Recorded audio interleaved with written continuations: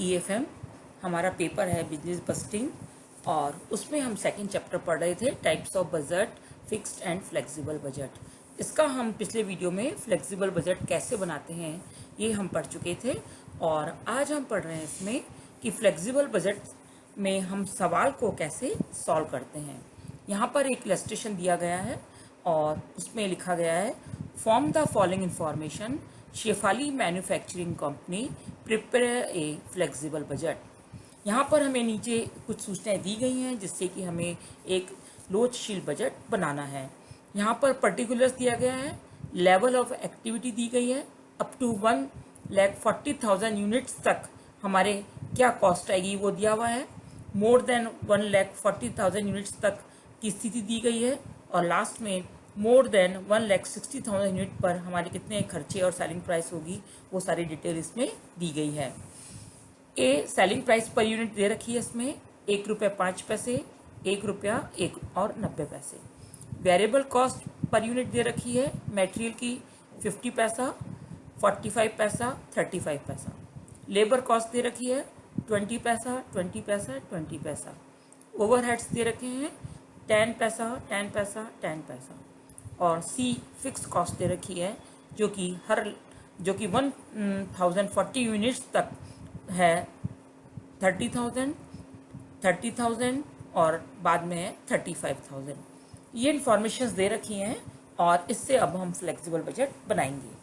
सबसे पहले हम जो कॉलम खींचेंगे पर्टिकुलर्स बनाएंगे, उसके बाद प्रोडक्शन या एक्टिविटी लेवल बनाएंगे।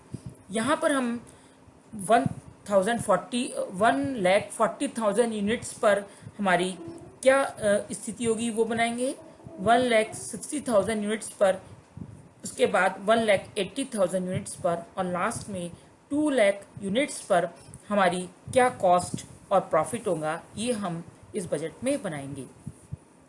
सबसे पहले 1,40,000 यूनिट्स, यहाँ पर हमारी सेलिंग प्राइस क्वेश्चन में दे रखी है ₹1.05। तो एक यूनिट की जो सेलिंग प्राइस है वो है ₹1.05। तो 1,40,000 जो यूनिट्स हैं उनकी सेल्स कितनी हो जाएगी, 1,47,000 रुपये। इसी प्रकार से टोटल हो गया सेल्स का 1,47,000 रुपये। अब हम लेंगे इसमें जैसा कि क्वेश्चन में दिया गया है variable cost per unit. Material की कॉस्ट है 50 पैसा, तो एक यूनिट का पर जो मटेरियल हमारा खर्चा आता है वो 50 पैसा, तो 1,40,000 यूनिट पर कितना आएगा, 70,000। इसी प्रकार से लेबर की कॉस्ट है 20 पैसा पर यूनिट, तो 1,40,000 यूनिट्स पर कितनी आएगी, यदि हम उसको मल्टीप्लाई करें 20 पैसे से तो आ जाएगा 28,000।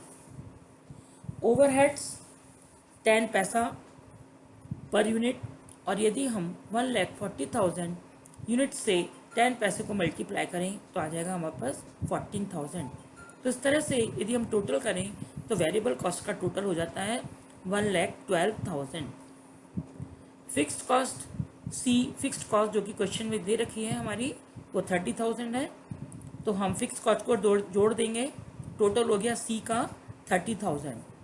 अब टोटल कॉस्ट में B plus C variable cost और फिक्स कॉस्ट दोनों को जोड़ देंगे तो 1,12,000 प्लस 30,000 इज इक्वल टू 1,42,000। और हमारा प्रॉफिट कितना हो गया, यदि हम सेल्स में से हमारी टोटल कॉस्ट को घटा देंगे 1,47,000 में से 1,42,000 तो हमारा प्रॉफिट आ जाता है 5,000। इसी प्रकार से हम 1,60,000 यूनिट्स पर भी बनाएंगे कि सेल्स है वहाँ पर सेलिंग प्राइस पर यूनिट है ₹1, तो ये हो गया 1,60,000।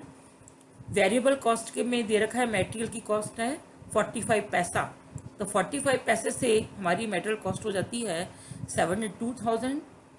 लेबर कॉस्ट दे रखी है 20 पैसा, उससे हो जाती है हमारी 32,000।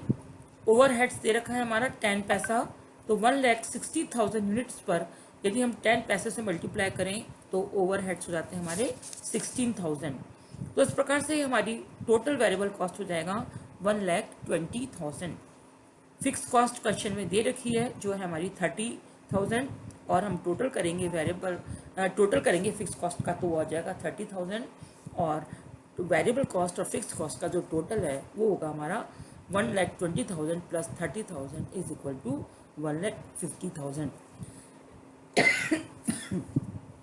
तो यहाँ पर हमारा प्रॉफिट कितना हुआ, यदि हमारी जो सेल्स है 1,60,000, उसमें से हम यदि हमारी कॉस्ट घटा दें तो आ जाएगा 10,000। इस प्रकार से हमने इस सवाल को सॉल्व किया है और आगे भी हम इसी तरह से करेंगे।